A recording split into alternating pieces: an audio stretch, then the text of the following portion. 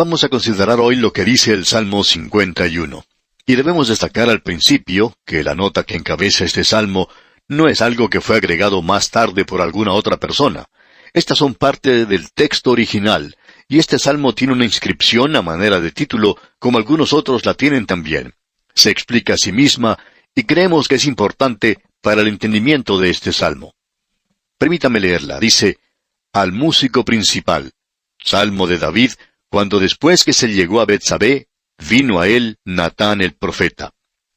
Ahora no solo pensamos que eso se explica por sí mismo, sino que es bien claro, y es una referencia a la gran mancha en la vida de David.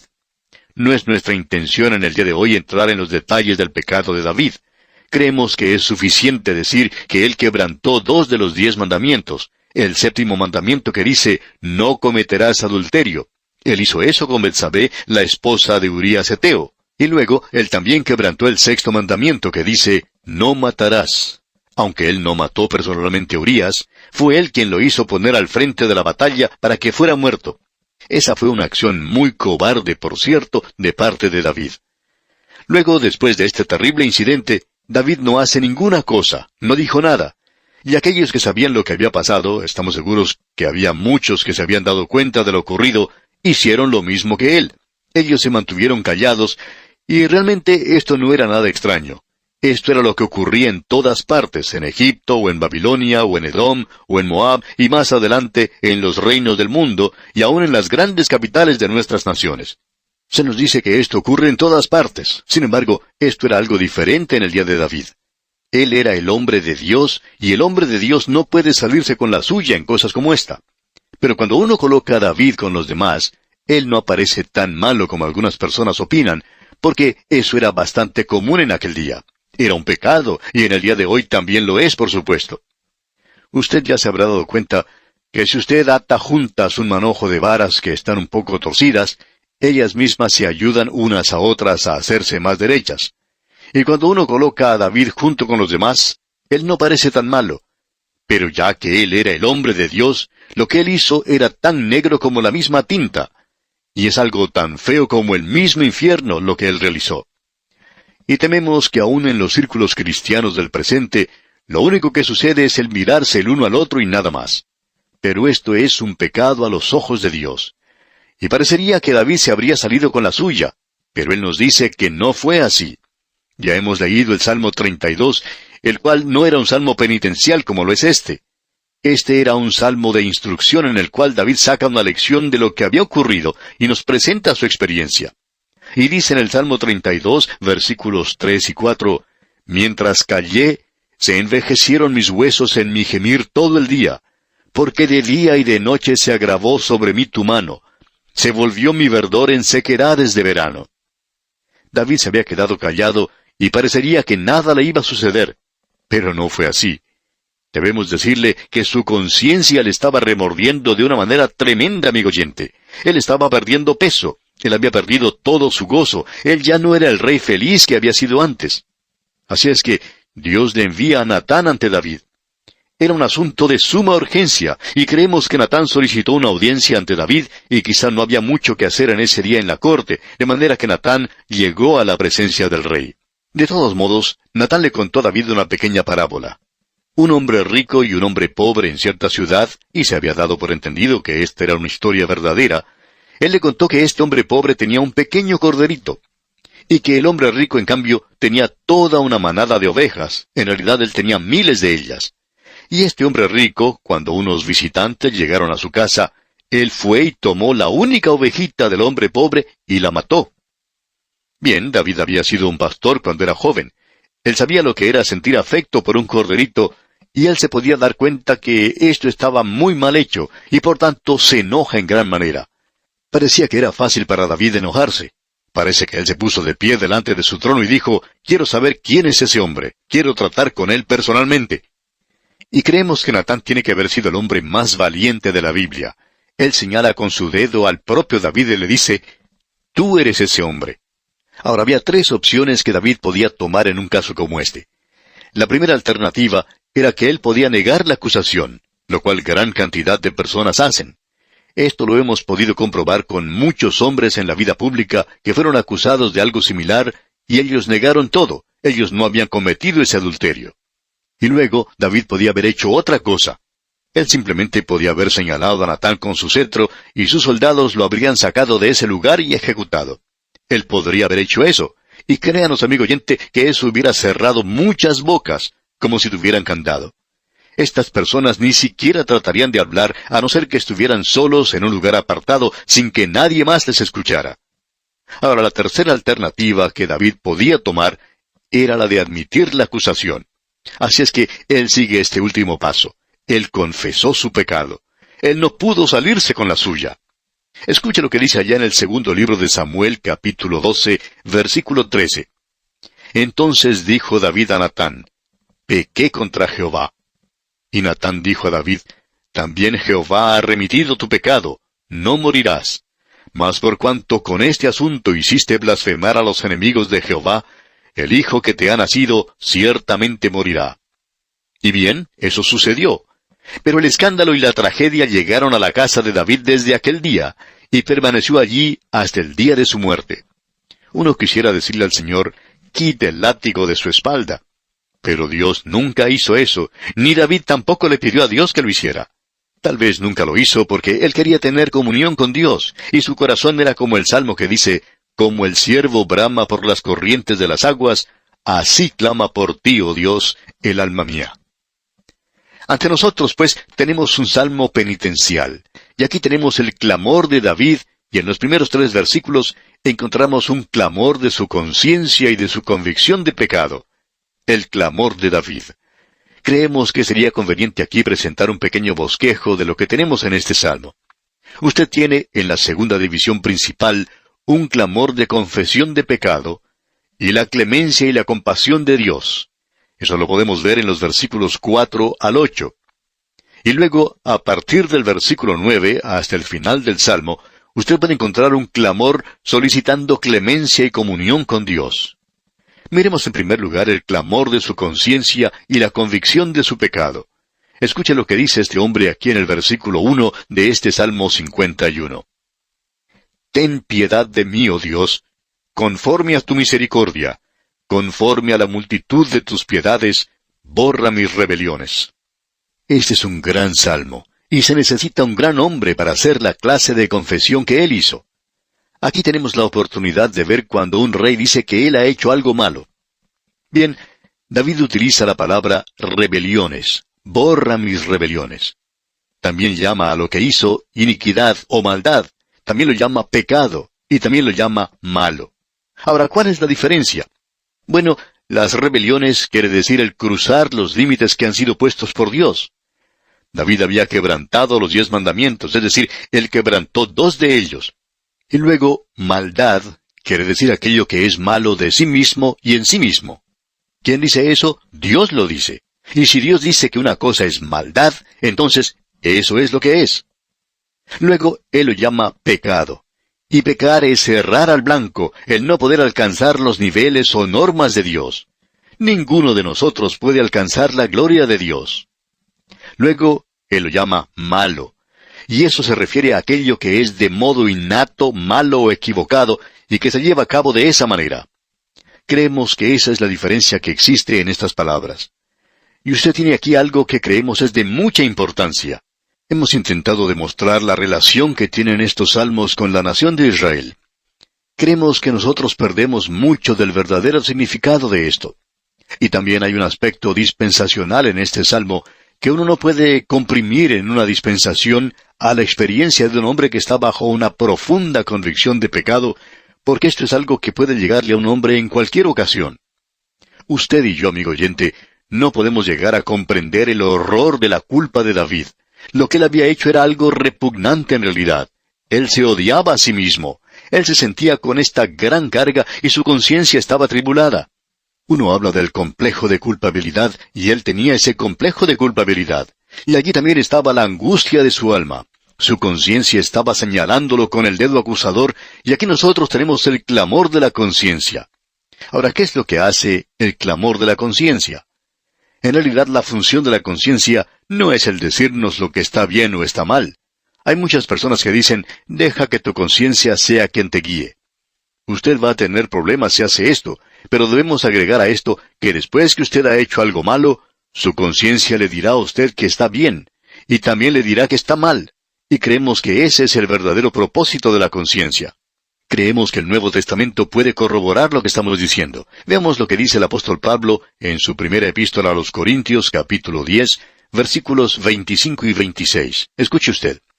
De todo lo que se vende en la carnicería, comed sin preguntar nada por motivos de conciencia, porque del Señor es la tierra y su plenitud.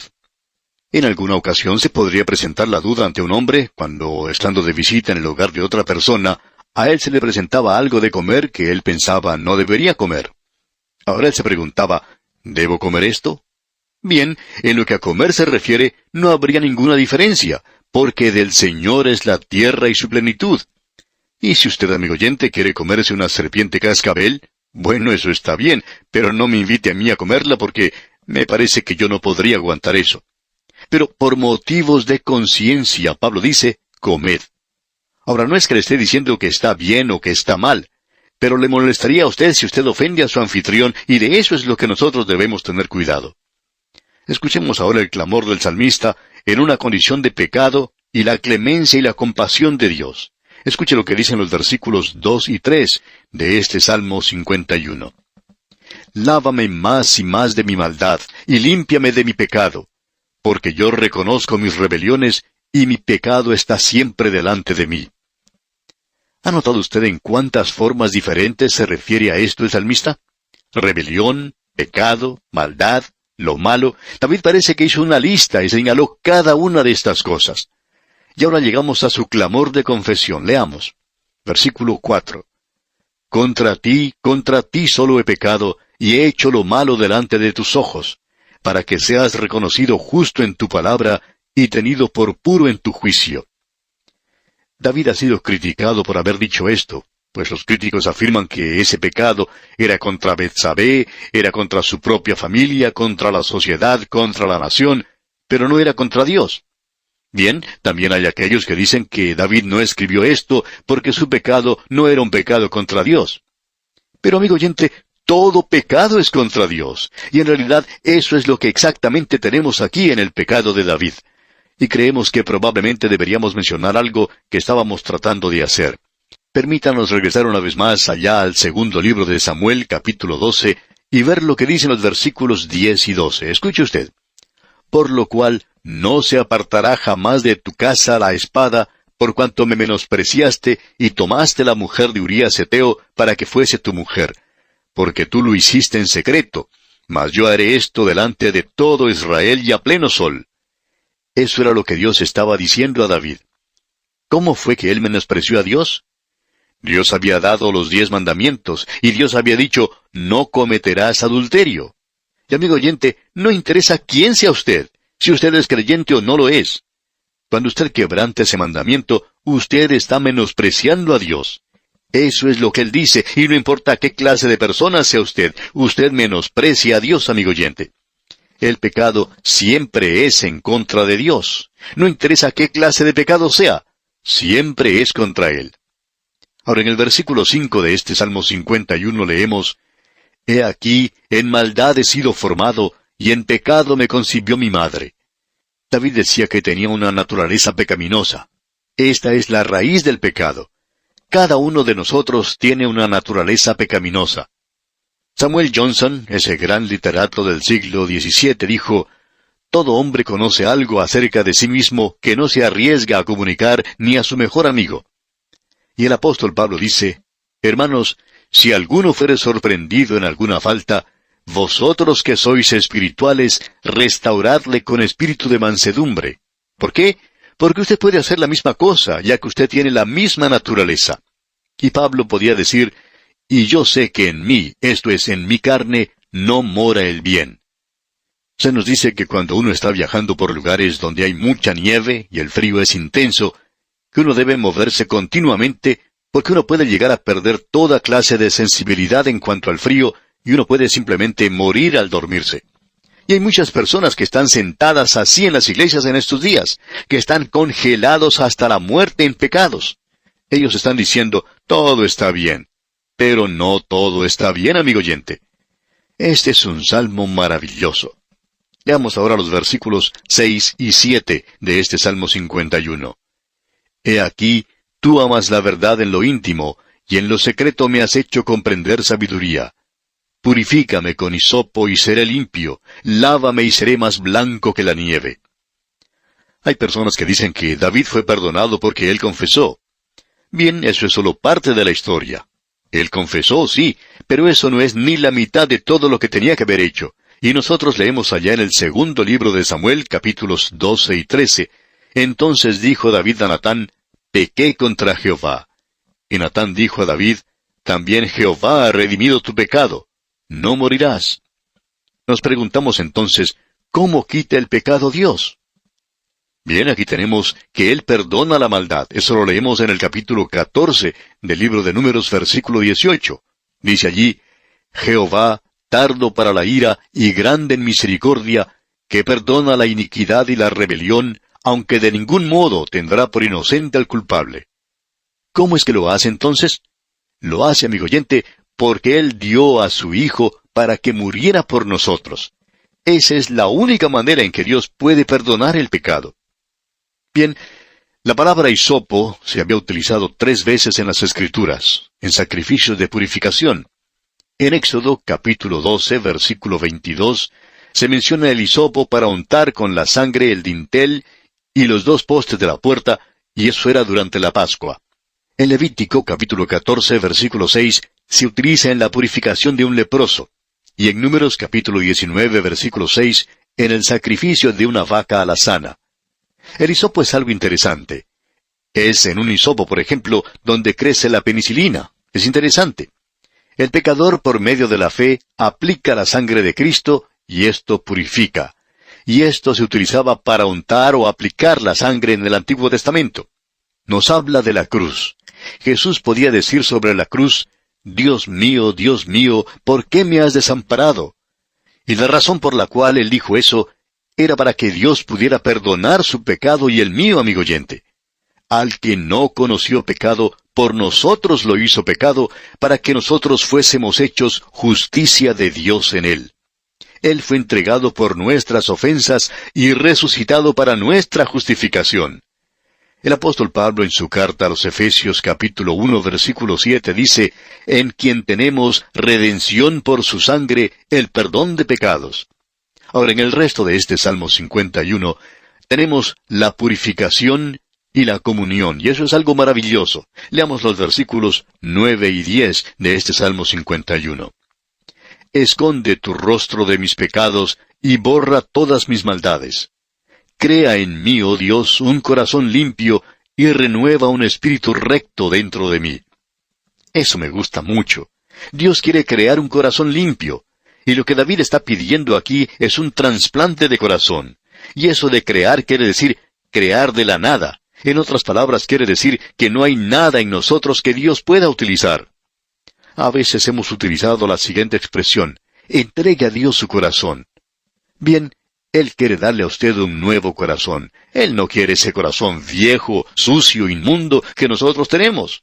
Él quiere darnos un nuevo corazón.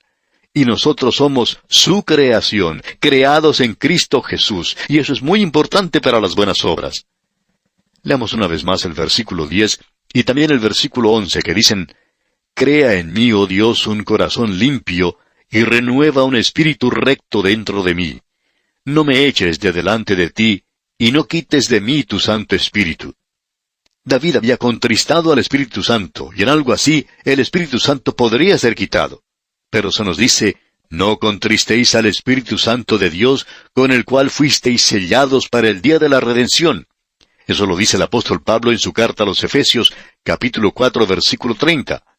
Un hijo de Dios nunca pierde el Espíritu Santo, pero uno lo puede contristar. Y eso es lo que David había hecho. Y en aquel día el Espíritu de Dios podía ser quitado. Luego en el versículo 12 del Salmo 51 dice, Vuélveme el gozo de tu salvación, y espíritu noble me sustente. David perdió el gozo de la salvación. Él quería estar nuevamente en la voluntad de Dios. Y leemos en el versículo 13, Entonces enseñaré a los transgresores tus caminos, y los pecadores se convertirán a ti. Creemos que muchos han llegado a Dios a causa de este maravilloso, hermoso salmo. David dice luego en el versículo 14, «Líbrame de homicidios, oh Dios, Dios de mi salvación. Cantará mi lengua tu justicia». David había perdido el gozo, pero él no había perdido su salvación. Él quería ser capaz de poder alabar a Dios. Y leemos luego en el versículo 15, «Señor, abre mis labios y publicará mi boca tu alabanza». Él quería agradar a Dios. Notemos ahora el versículo 19, el versículo final de este Salmo 51. «Entonces te agradarán los sacrificios de justicia, el holocausto u ofrenda del todo quemada. Entonces ofrecerán becerros sobre tu altar». Usted debe notar aquí que es posible asistir a la iglesia sin confesar los pecados. Usted puede ser miembro de la iglesia por años. Pero ¿ha llorado usted alguna vez, amigo oyente, por sus pecados? ¿Siente usted que ha pecado contra Dios alguna vez? Si usted se siente de esa manera, amigo oyente, entonces Él podrá purificarle. La palabra de Dios nos dice que si confesamos nuestros pecados, Él es fiel y justo para perdonar nuestros pecados y limpiarnos de toda maldad. ¡Qué glorioso, amigo oyente! ¡Salmo tremendo! Y aquí nos detenemos por hoy, pero Dios mediante retornaremos en nuestro próximo programa en la continuación de este estudio. Hasta entonces, pues, amigo oyente, que la realidad del perdón de sus pecados sea su más gloriosa experiencia ahora y siempre, es nuestra fiel oración a Dios.